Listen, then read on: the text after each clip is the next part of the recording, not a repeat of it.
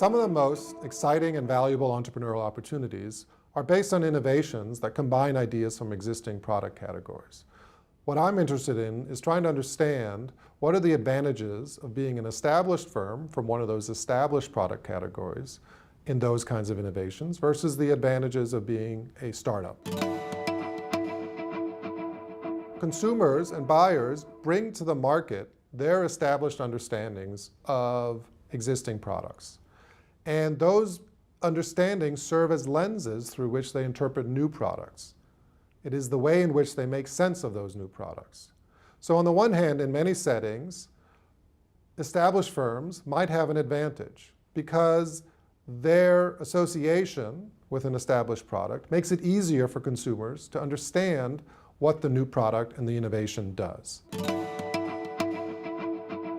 In other settings, startups might have an advantage.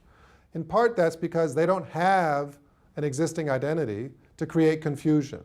Because sometimes what happens is that the new product is sufficiently different from the existing products that if you try to interpret it through the existing product lenses, you're going to misunderstand and you're not going to see the potential of the product. When established firms are trying to move into a new market, so for example, they come up with a new innovation in their labs, they face a challenge, which is consumers already associate us with our existing products.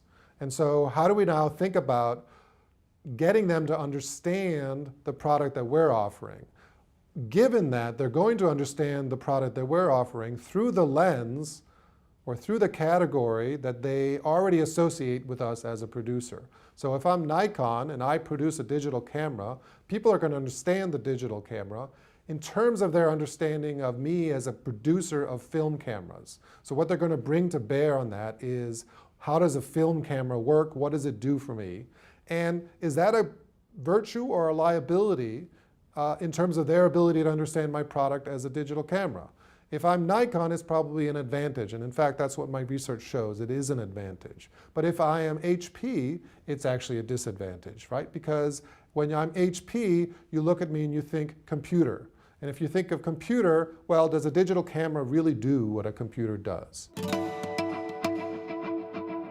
One of the mistakes I think that a lot of entrepreneurial firms make in that kind of situation is they make appeals to a lot of different product categories at the same time. So they say, our product is a little bit like this, and it's a little bit like that, and it's a little bit like that. It combines the best elements of all these different kinds of things together.